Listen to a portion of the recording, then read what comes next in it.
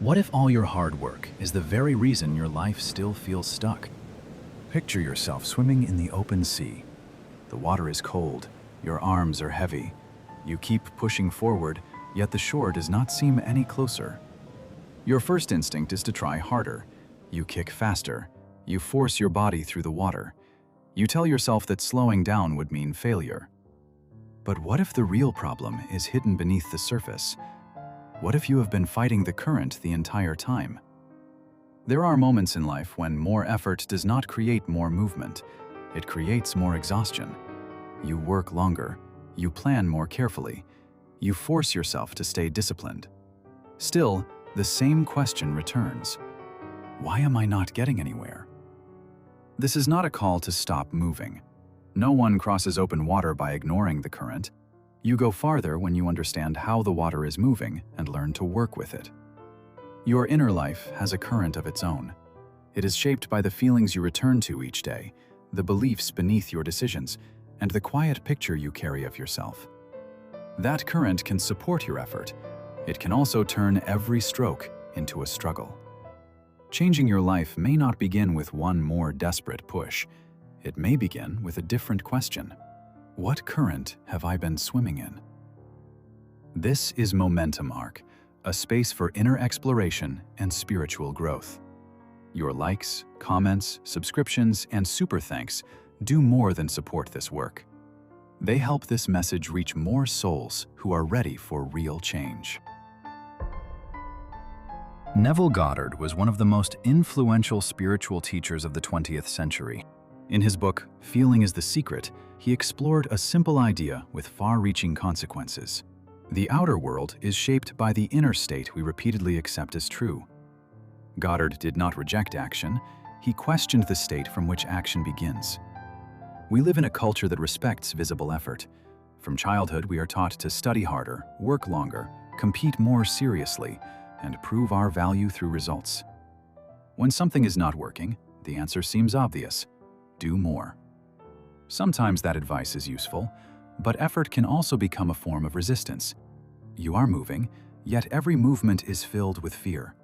You are working, yet the work is powered by the belief that you are already behind.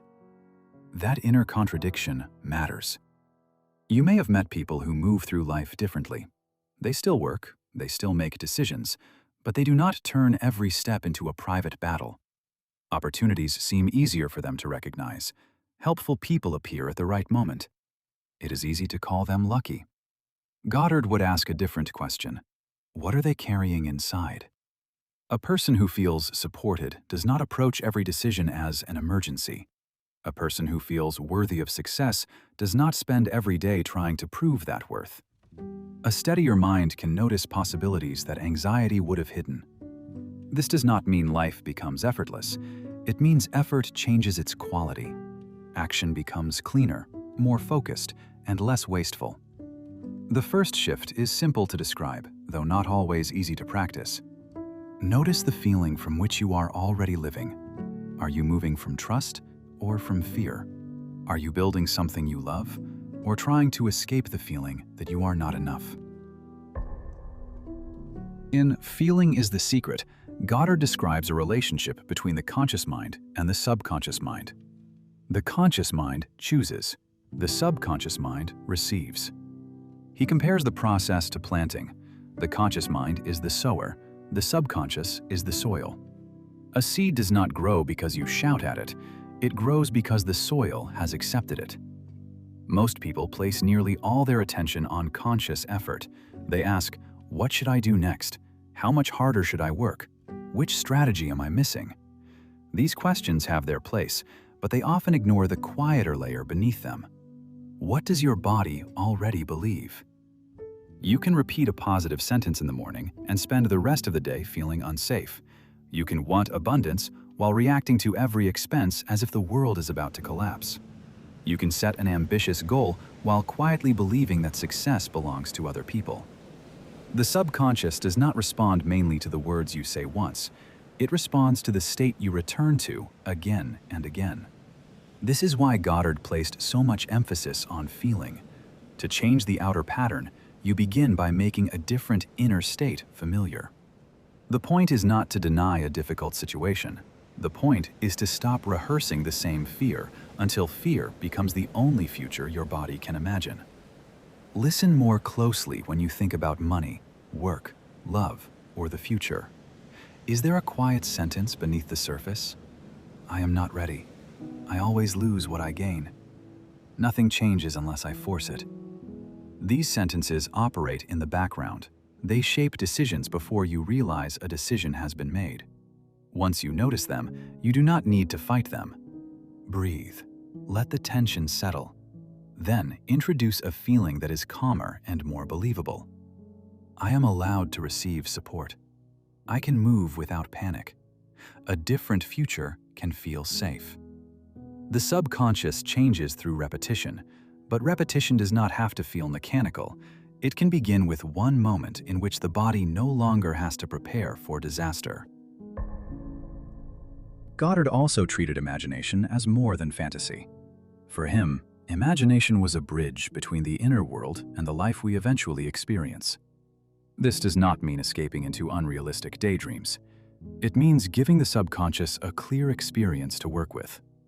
Before a painter touches the canvas, a picture has already begun forming inside. Before a composer writes a melody, some part of the music has already been heard. A new life often begins in the same way, as an inner scene vivid enough for the body to recognize. Suppose you want greater financial ease. Do not force yourself to picture an impossible number while secretly feeling anxious. Start closer to the feeling you actually want. Imagine opening your banking app without fear. Imagine paying a bill and feeling steady.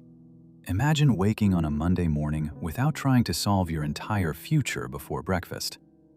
Let the scene become specific. Notice the room. Notice the light. Notice your breath. Notice how your shoulders feel when they are no longer braced against the next emergency. The details matter because the subconscious understands experience more deeply than explanation. Many people keep staring at the surface of the mirror, trying to rearrange the reflection. They focus on the unpaid bill, the delayed answer, or the opportunity that did not arrive. But the reflection cannot change while the inner light remains the same. The purpose is not to ignore reality. It is to stop allowing the present moment to become the only evidence your mind is willing to accept. When you return to a felt sense of calm, support, and possibility, you train the body to recognize a different life as plausible. That shift changes the way you think, speak, notice, and act. Understanding the principle is only the beginning. The deeper work is learning how to return to a new state in ordinary life. Start with awareness. Several times a day, pause and ask yourself, what am I feeling right now? Do not rush to fix the answer. Notice it first. Perhaps you feel calm. Perhaps you feel worried, irritated, or quietly defeated. You cannot change a current you refuse to feel. Then choose the next small shift. You do not need to leap from fear into joy. Sometimes the honest movement is from panic into relief, from self-criticism into patience, from pressure into one deeper breath. Use imagination deliberately. Spend a few minutes each day with one clear scene that represents the life you want to inhabit. Let the senses participate. The goal is not intensity, the goal is familiarity. Language matters too. Notice how often you say, I cannot afford that. Nothing ever works. I am always behind. These phrases may feel factual, but repeated often enough, they become a cage. Replace them with language your body can begin to trust. I am learning to create more room.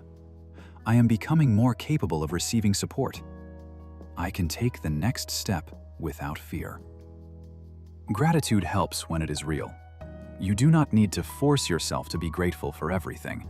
Begin with what is already here, a useful conversation, a quiet cup of coffee, or a problem that turned out to be smaller than expected. Stillness matters as well. A few minutes without constant input can help you hear the difference between inner guidance and the noise you have absorbed from the world. Your environment matters too. Spend more time around people, ideas, and spaces that return you to clarity. Reduce the inputs that keep your nervous system in constant alarm. Then act. Inner work is not a substitute for movement. It changes the quality of movement. When an idea feels clear, send the message, make the call, apply for the opportunity, begin the project. Action becomes more effective when it is no longer powered by panic. You are still rowing, but now you are listening to the water. If feeling shapes the current, does that mean you should stop working and wait for life to deliver everything? No, action remains important. It opens pathways, it creates contact, it gives an inner decision a place to become visible in the world. But action is different from control. Many people begin with a clear desire, then become trapped by the need for proof. They check constantly. They compare themselves with others. They read every delay as a sign of failure. Soon, the original vision is buried beneath anxiety. Trust means allowing the vision to remain alive without demanding that life obey your preferred schedule. Think of a dancer moving with music. She is not passive. She understands rhythm. She responds as the song changes, but she does not try to drag the music into the next measure before it gets there. The same is true in life. You can hold a direction while leaving room for surprise. You can take action while staying flexible about the route. You can care deeply about the destination without turning every delay into a personal verdict. One failure does not have to pull you back into panic. One closed door does not mean the path has disappeared. One difficult week does not erase the work you have already done.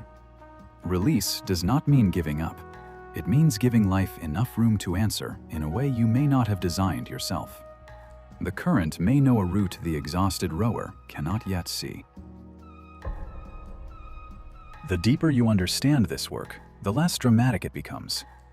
Your inner state appears in the smallest parts of an ordinary day.